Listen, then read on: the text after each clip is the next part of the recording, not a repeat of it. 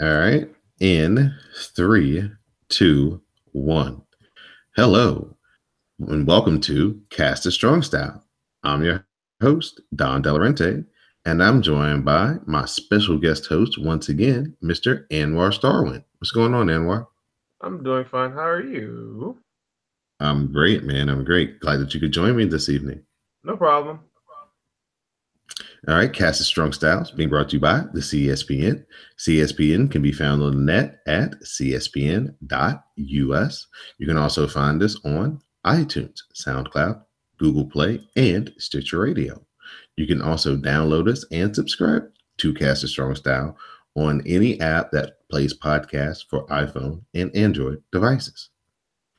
So, Anwar, we've got a lot to talk about, man, since the last time that we talked to you. Big shout out, first and foremost, to the genius of Caster Strong Style, none other than Miss Moto. She couldn't join us again this week, but she will be returning soon, making her reintroduction into the territory. She's, gone on her excursion. She's learned a few more holes. So, looking forward to her coming back. So, we have the New Japan Cup take place since the last time that we talked, and we're just going to kind of round table it. We're not going to get too deep in the woods when it comes to matches, since that was quite a while ago. But this was the unofficial Zack Sabre Jr. showcase, and I was here for it because, as I've stated here, quite frankly, I like watching Zack Sabre Jr. twist people up into all kinds of precarious positions. And in this New Japan Cup, he did that to some of the best wrestlers in the world. Yeah, he just went through a murderer's row. One of the best tournament runs I've seen from any tournament I've ever seen, actually, because he knocked off so many big time wrestlers. It's crazy. They Yes. just put that rocket strap on him. Yeah, they definitely did. Okay, here's the list. In the first round, he defeated Naito. Then in his second round match, he went up against Kota Ibushi and defeated him. In the semifinals, he defeated Zack Sabre Jr. This is Sonata. And in the finals of the New Japan Cup, Zack Sabre Jr. defeated the ace, Tanahashi. Uh, Submission holes on everybody, everybody tapping out, succumbing to his various uh, devices of doom that he can put you in. And like he was catching people and just doing like the simplest of things, like throwing a clothesline, and he could like put you in like some type of death grip finishing maneuver. It was great. You take people's like finishing moves and then like turn it into very painful submissions. Yes. So he had Taka Michinoku out here being his spokesman, as we talked about in the last episode. Speaking in various languages to get over that Zack Sabre Jr. Is the man to fear, and he will make you tap out. Um, After he wrestled Sonata to go to the finals, he got the backstage interview, and he goes, can you believe it? He tried to use the paradise lock on me. He was like, I can't believe it. He was like, I only used probably about 8, 9, 12 holes. He was like, but I know 3,768. It was great, man. It was great. So congratulations to Zack Sabre Jr. And of course, when you win the New Japan Cup, you get a heavyweight title shot at one of the three major champions. And of course, he chose his title match to be with Okada. So we move into Strong Style Evolve, the Long Beach show that came back to the United States. Another successful venture into the United States. Um, just your overall thoughts about this show, Anwar, before we kind of dig deep into some of the major matches and angles that came out of this. It was like a typical house show in a way, but it was like building and building slowly with just some solid matches to like get the show going, and then it started getting really interesting late into the card. It Right. was no really skippable things like Tanahashi versus Billy Gunn last year at the end. One of the major cool things was we had the Gorillas of Destiny face off against Marty Scurll and Cody. Oh, that was good. Yeah, so Cody comes out there to cut a pre-match promo. He says everything is fine in the Bullet Club, but he says what's not fine is the booking of this match. He says there will be no match. He says, "Hey, we're all friends," and then he praises Tama Tonga as the Bullet Club OG. Cody says the Gorillas are 3-time tag team champions, and they made the Bullet Club cool. And he says superstars like Cody made it popular. So that gets a "fuck you, Mm-hmm. Cody" chant, of course, from the crowd in Long Beach. Cody says that they are all Team Cody. Then Tonga Loa grabs the mic and says, Cody will not deny the fans the match. And then he says, they are not on Team Cody. The plot thickens. Yes. Cody ends up hitting the crossroads on Tonga Loa, and Marty Scurll and Tonga Loa get the win in this particular match. But just another little, plot device, and just kind of showing you, the Bullet Club as we know it may not exist too much longer. Everything comes to an end at some point. Right. Cool match that was supposed to be a dream match of a different sort. We had Will Ospreay versus Jushin Thunder Liger. But before the match, Rey Mysterio Jr. comes out. He was the one who was supposed to originally face Jushin Thunder Liger, but he has a partially torn biceps and he cannot participate. So Rey grabs the mic and he says that he apologizes for not being able to wrestle due to his injury. He says that the match with Jushin Thunder Liger may still happen. He has nothing but respect for the legend.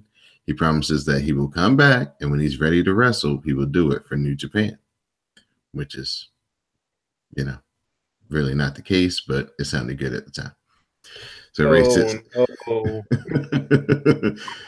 Ray, don't go back. So Rey sits down at ringside. Eventually, Ospreay gets the win. He hits the OsCutter on Jushin Thunder Liger.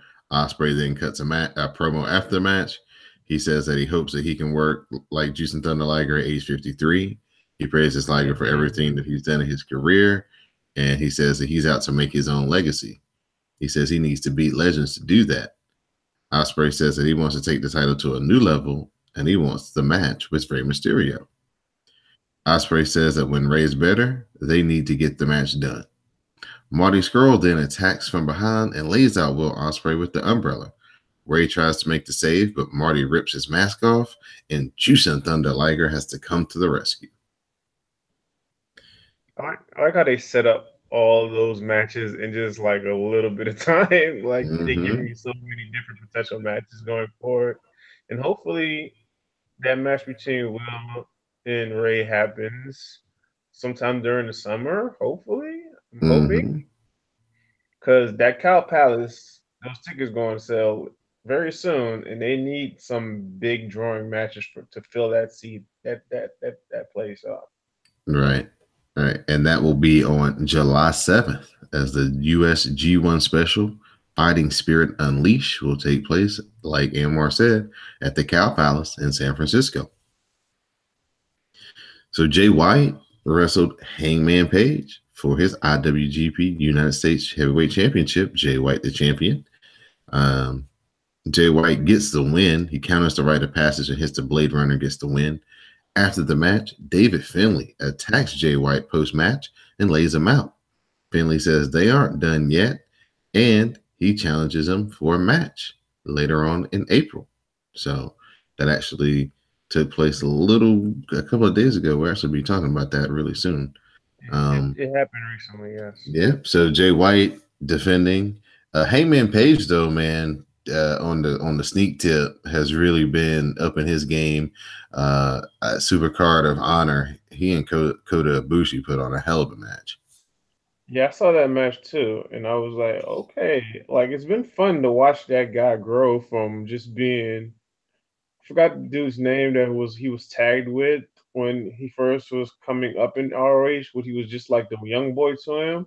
Mm-hmm. And he's grown so much in a little bit of time. It's funny. It's going to be fun to see where he is, not like by the end of this year, but like years going forward, because he has a lot of talent. Definitely so. And then the main event of this particular night, the Golden Lovers, Kenny Omega and Kota Ibushi versus the Young Bucks. Mm-mm-mm. Kenny Omega hesitates on the one-winged angel, but hits it when Matt screams for him to do it. Nick makes the save. Nick checks on Matt, but Matt is out. Nick asks Omega, what has this come to? And starts to fight back by himself. Kenny hits a V-trigger, and then a Snapdragon German follows. Omega drops the knee pad, and the Golden Lovers hit the Golden Trigger, and the Golden Lovers pick up the win over the Young Bucks. Let's talk about the match first. Go ahead. It's not an understatement to say that that was one of the best tag team matches I've seen in my life. Right. Even with the botches that were off camera, it still was great. Right. Matt Jackson has taken this selling as his calling card to a whole new level in this match right here. He's definitely done that. He's been selling that back injury since January. Since January, he's been selling that back injury. Mm-hmm. That's like the best selling of an injury I've seen since, well, even though it's kind of predates my time, but the last time I saw an injury sold that well was All Lives Orton's father with the cat. I knew you were going to say that. We're cast for like 3 straight years. That's good stuff, though. So I think I saw him at SummerSlam 05 come down with the cast and bust like Taker in the head, or maybe that was WrestleMania, but whatever. It's funny. Oh yeah. So after the match, Cody arrives and he yells at Matt, and then he shoves down Nick. Kenny Omega and Ibushi return and run Cody off. Omega checks on his elite friends and offers him a handshake. Nick accepts and they hug, but Matt bails and refuses to shake hands, and Nick is forced to leave with his brother. Dun, dun, dun, dun. Cody, again, in the middle of it all, man. Stay causing trouble. Yeah. Trying to keep people in the sunken place. Not the sunken place, Matt. Kenny then cuts a promo. He says that it's sad when friends have to fight. He said, but in war, there are casualties, and he wishes that he could be happy. He says the Golden Lovers are back, and they're here to stay. He said, rest assured, they will both be in featured matches when New Japan comes back to the U.S. Cody wishes the issues with the Bullet Club could end, but all Cody does is talk. Omega says he's going to beat the shit out of Cody. And then he hypes the July 7th event. And then he says, good night, goodbye, and good night. And then he kind of drops like, I may have a broken orbital socket, but I don't think anything came of that. So Bushi, I think Bushi had like a concussion. At least that's what I heard. Right. So we explained some of the botches in the match. Going back to the New Japan Cup, did you watch the Ishii Mike Elgin match? Oh my God. That match was intense and impressive. And he almost killed Ishii a couple times in that match. I was scared for Ishii. I was like, oh no, is he gonna get up or not? It's like Elgin, people already don't like you, bro. You about to get banned from like Japan. You can't hit one of the personifications of Japanese wrestling. Come on now. Nah, don't do that. If Ishii was a normal man with a normal neck, yeah, he probably would have killed him. But because he has no neck, it probably saved him a couple of times. Very much so. Boy. Yeah, definitely super scary a couple of times. Very scary. Some of these moves, man. I love that New Japan gives them license to be creative, but some of this stuff these guys got to throw out of their arsenal. And Young Will, he's the worst, man. Yeah, we're gonna talk about what Young Will did here. Oh God, that's Sakara Genesis. I mean, when you're wrestling your arch nemesis, sometimes you got to go for the gust. Yeah, but you don't want to end up like the guy from your country that personified like junior heavyweight wrestling. You Right, don't want to end up like Dynamite Kid. You don't right, want to be that next dude in the line saying he didn't learn from somebody else, so he had to suffer the same way. right, right. Yeah, I think here maybe over the summertime, I think that he may, hopefully, I hope for his sake, may try to kind of tone it down some and maybe just, give us those bigger moves for the bigger shows. Basically, the Muda and Bret Hart plan. Right. Play good, Because do good shows at the house shows, and then kill it in main events. right. Just, play the hits and then don't really get too far into the deep cuts until you need them. Yeah, don't, don't do that to yourself. So we had Sakara Genesis take place. We had the Young Bucks battle Chase Owens and Yujiro. Yujiro was getting his Tokyo pimp on because our favorite, or at least my favorite, was there. Muffin. Yeah, Thank you. he's pretty easy on the eyes. Yes. So Yujiro cuts off the Meltzer driver, allowing Chase Owens to hit the jewel heist for a 2 count. Yujiro gets back in the ring. Yujiro hits the Fisherman's Buster on Matt. Owens hits the running knee straight and gets another 2 count. Nick saves Matt from the package pile driver, and then the Bucks hit super kicks, and Matt locks on the sharpshooter. Nick wipes out Yujiro, and Chase Owens has to tap. And the Young Bucks are victorious in the opener. It was a good match and win for the Young Bucks because by going to the heavyweight division, they have to get some wins to be credible as a force in that division. Right. We had Yano and Ishii versus Taichi and Azuka. Azuka gets the iron fingers. Yano fights him off, but Taichi breaks it up and tosses the ref down. Low blow by Yano, followed by the lariat from Ishii, and Yano rose up Azuka for the win. I died laughing at that. Yeah, y'all still haven't put the proper respect on Taichi's name. I see y'all's tweets in the Caster Strong Style hashtag. I never put respect on his name. Never. Stand up and give him the respect he deserves. We need a Taichi and Elias duet. Oh God, no. I will walk with Elias, but I will not walk with Taichi. I'll get on the train and be like, nah, bro, I ain't walk with you. The Never openweight 6-man titles were on the line as we had Tama Tonga, Bad Luck Fale, and Tonga Loa defending their titles versus Michael Elgin, Makabe, and Taguchi. Taguchi makes a comeback with his hip attacks, then it breaks down, and Taguchi hits an ass attack and a 619 on Tama Tonga. Tama Tonga hits the gun stun to counter Taguchi's springboard attack, and that's how they get the win. It's a good little match. It's a nice way to keep the OGs in their own pocket universe, but still hot. Mm-hmm. I really enjoy Taguchi in the coach role, even though it's the silliness. I enjoy the comic relief. It's very silly, but I want him to drop the silliness temporarily to go after Young Will and put a challenge on him so you can stretch him a little bit.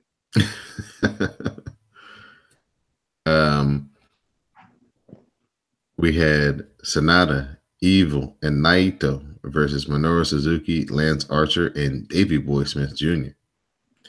Sanada and Evil double team Archer as Suzuki knee bars Naito on the floor. Davey Boy Smith saves Archer, and the two tag teams brawl. The Killer Bomb connects on Sanada.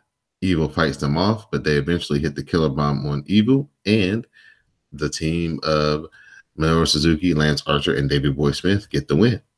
After the match, Naito cuts a promo calling out Suzuki for an IC title match. Naito tells Suzuki if he wants a fight, to get into the ring.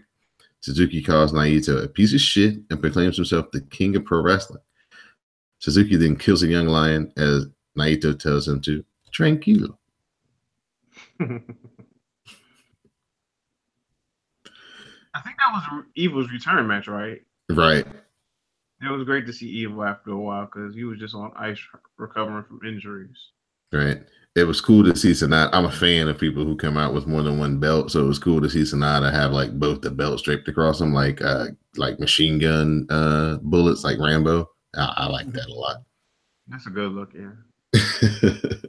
What do you think about this Minoru Suzuki Naito mind games that Naito is trying to play with Minoru Suzuki? That's just leading to him getting his ankles and knees and arms and legs bent in all kinds of directions that body parts aren't supposed to go. I personally love it because I like psychological warfare sometimes with people. So I respect what like Naito is doing with him. He's really getting under his skin like an internet troll gets under most people's skin. It's just invasive. He messes with him so much, and then by doing that, he ultimately weakens Suzuki and takes him out of his game, which puts him in an advantage. Even though he really don't care about that title belt, he would just take it just to take it from him if he could, and then probably just forfeit it. I would laugh at that if he did it.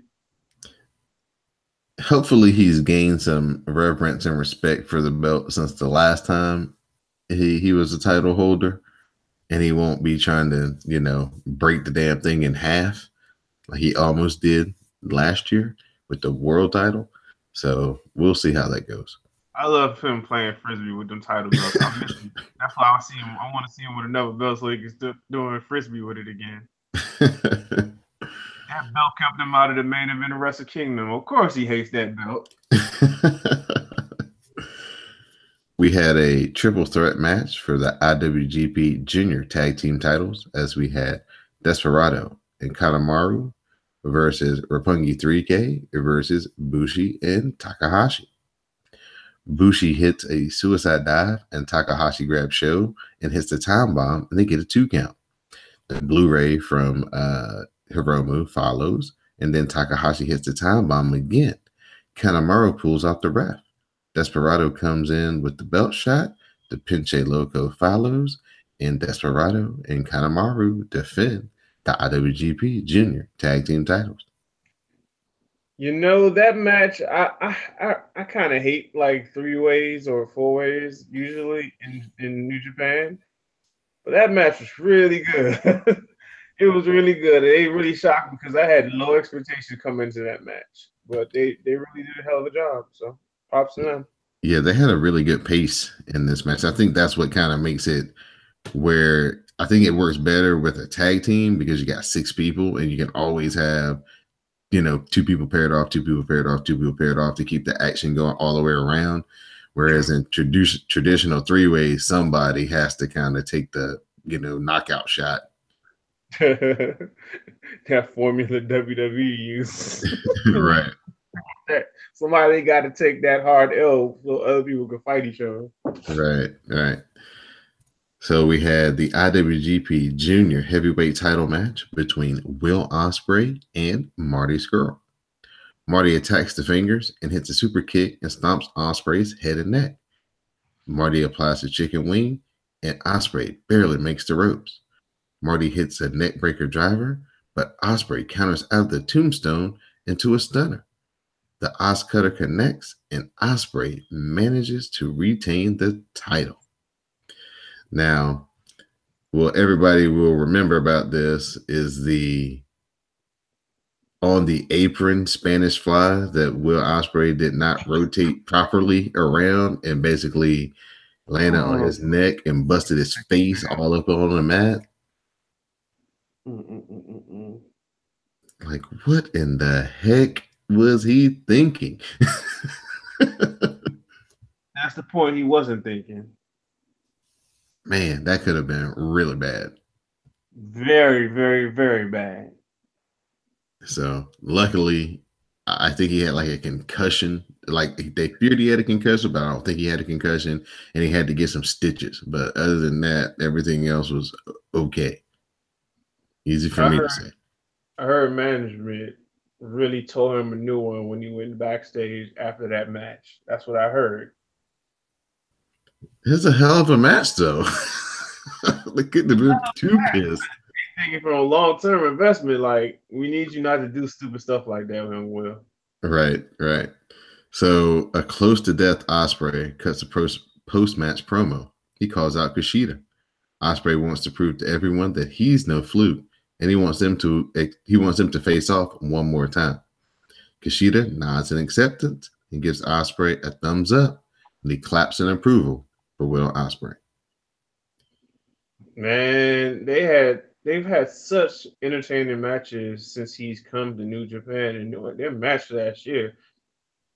They had a couple matches that were great last year, if I remember correctly. They had like one, yeah, they had a couple. They were excellent matches. So it's like Kushida and Will, you know what you're gonna get from that, and also you know what you're gonna get from Hiromu versus Will. Like those are like that's like the holy trinity of that junior division to me. Yeah, those boys really, those three guys really lay it down. They really put it down. Kushida, especially, man. I'm glad that he's kind of back in the mix. He kind of hadn't really been in the mix, that much, lately because they've been getting over different guys. But I'm glad he's about to get the summertime push. Hopefully, he gets in the G1. That's what I'm hoping for this year. Don't put those juniors in G1. I can't remember the last time a junior was in it. You could probably say Kota was a junior once or twice in there, but Kota's weird. He can go from heavier junior. Yeah. It's all about weight with him. Right. All right. Speaking of Kota Ibushi, the Golden Lovers, they faced off versus Cody and Hangman Page. Cody hits a disaster kick, and Page kicks Omega off the apron and through a table. Page misses the buckshot lariat, and Kota Ibushi hits Cody with the last ride for a 2 count. Cody avoids a knee strike. Kota Ibushi hits a German and looks for the knee strike again. But Hangman Page distracts Cody and Kota rolls up Kota Ibushi with the tights for the win.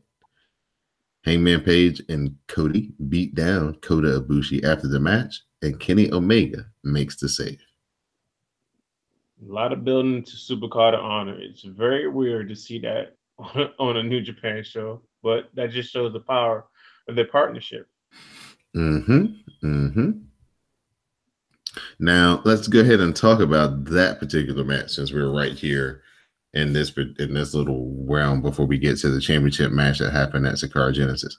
Supercard of Honor took place WrestleMania weekend, and the main, the highlight wasn't the main event, but the highlight match was Kenny Omega versus Cody Rhodes.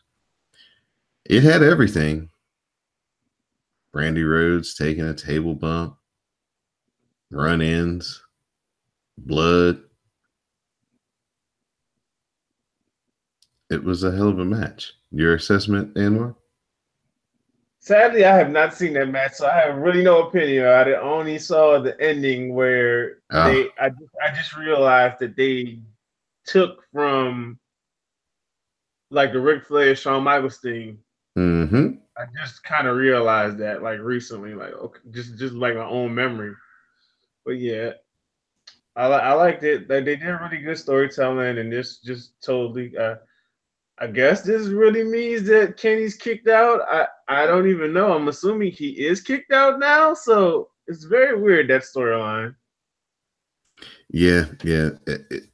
Because they're playing it on 2 different shows, so it's almost like you have to watch both shows to get like the full story. Like if you're only following in New Japan, you're only getting half the story. Exactly. Yeah, you gotta watch that. You gotta watch. Well, being Elite is on hiatus, so you really keep up with just like social, like the shows.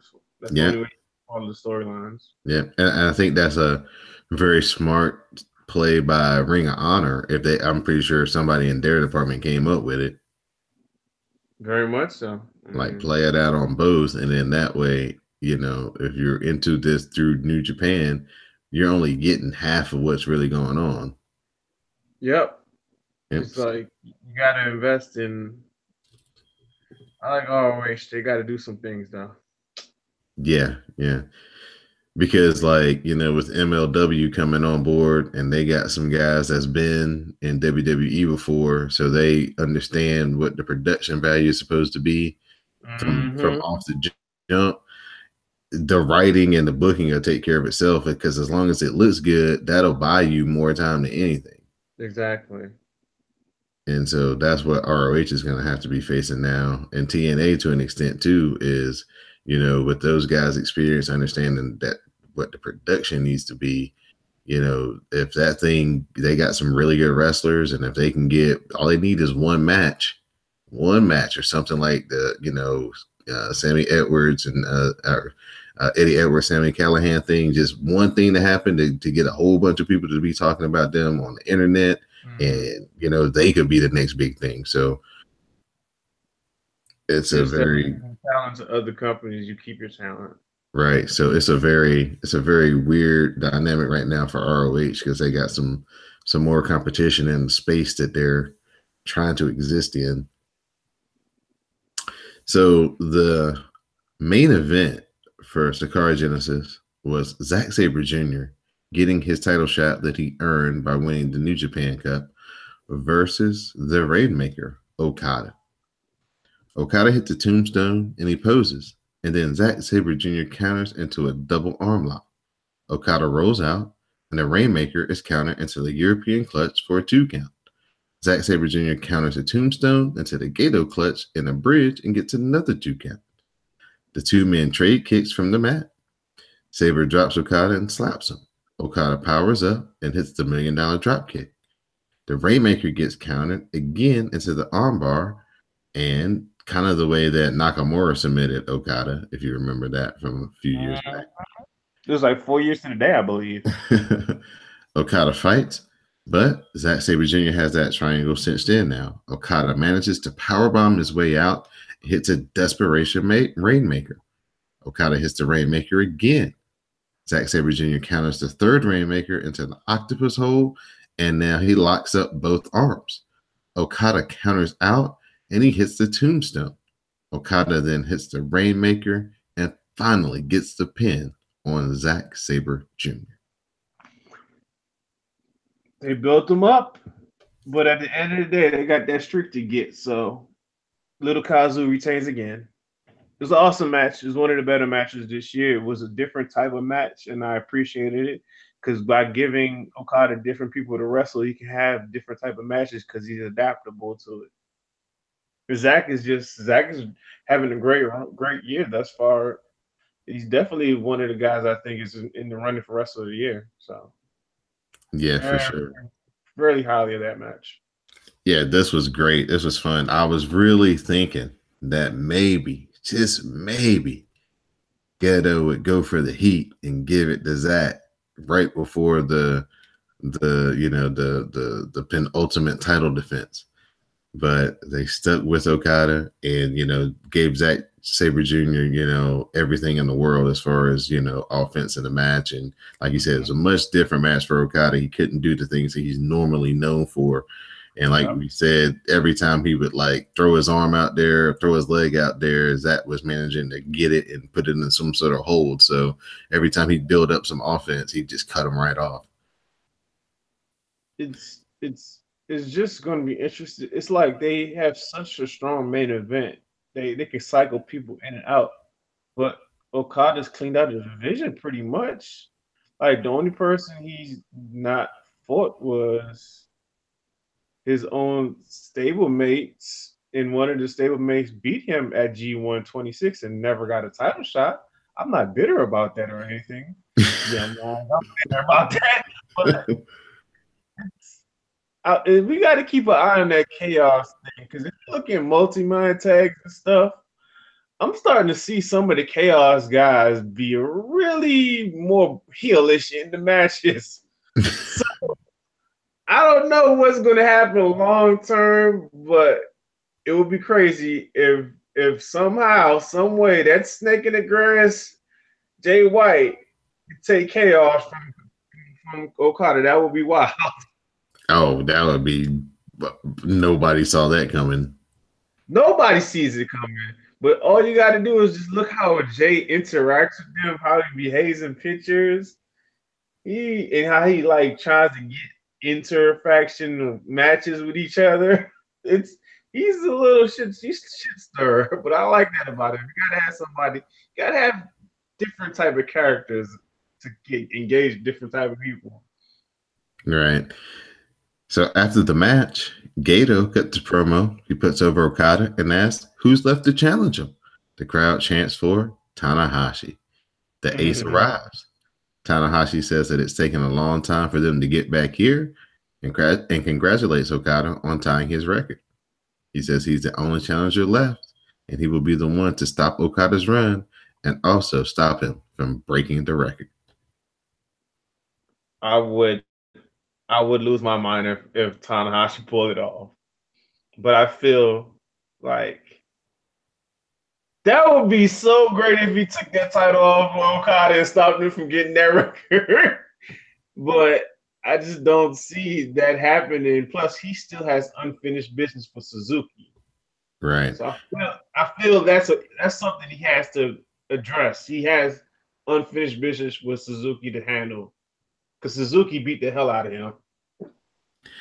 Here's where I'm gonna ask you two questions. My first question is, have you reached the level of Okada fatigue? It's not.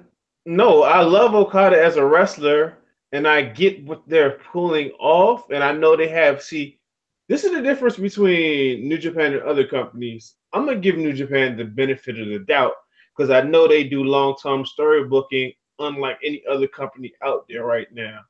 So I'm going to give them the benefit of the doubt. Yes, I was mad at Naito not winning at Wrestle Kingdom, like a lot of people were.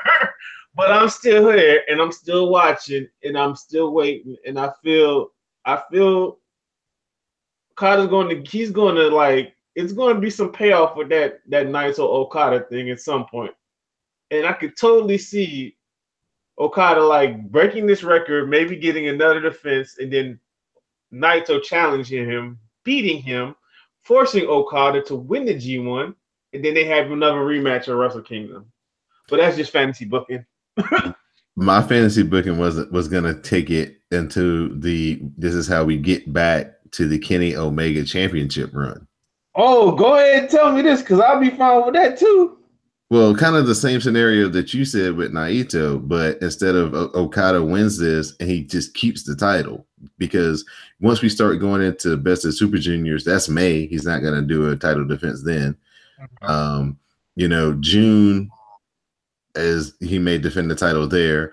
July will be the G1 where he may have that one title defense at the Cow Palace. So he may get two more title defenses in, right? So you give him those two.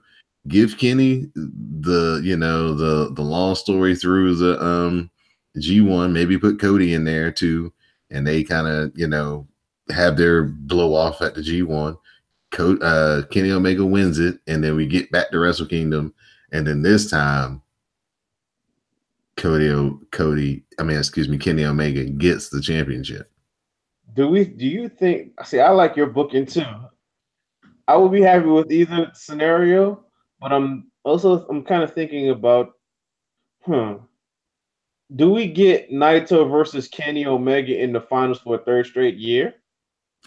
That's why I would say put Cody in it and have if it can work out the dates, have Cody and Kenny have their blow off be in that G1 match, the final G1 match.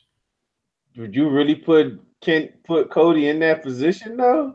Because right now Kenny Omega is being cheered by the crowd, and he's with Kota, and that'll run through the whole summer.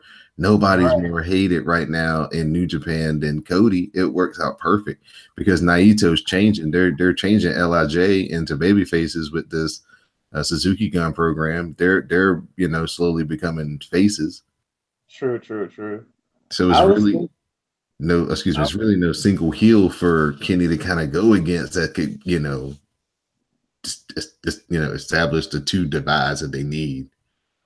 I was also thinking another possibility could be that we could do your style too, but instead of Kenny versus Cody in the finals, they meet up in the semifinals, and Coda's waiting for him in the finals. Oh, Kota and Kenny. Oh. Yeah, there you go.